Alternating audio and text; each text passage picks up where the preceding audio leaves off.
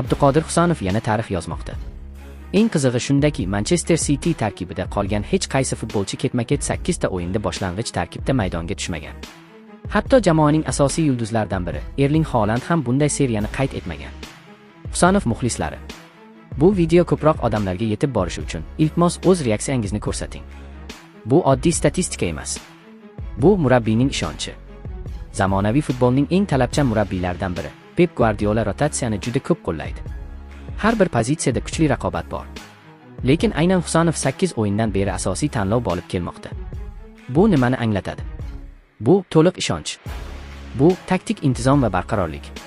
Bu katta sahnada o'zini isbotlash.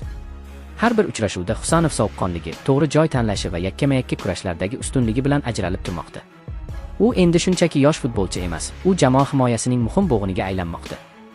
Guardiola hech qachon tasodifan futbolchini maydonga tushirmaydi. Agar futbolchi ketma-ket 8 o'yinda asosiy tarkibda bo'lsa, demak u murabbiyning tizimiga to'liq moslashgan.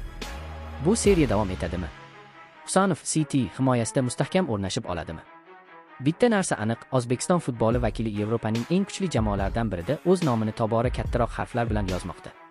Bu endi shunchaki imkoniyat emas, bu ishonch evolyutsiyasi. Siz futbol fanatlari kanalidasiz. Iltimos, video ko'proq odamlarga yetib borishi uchun videoga like bosing va izoh yozing.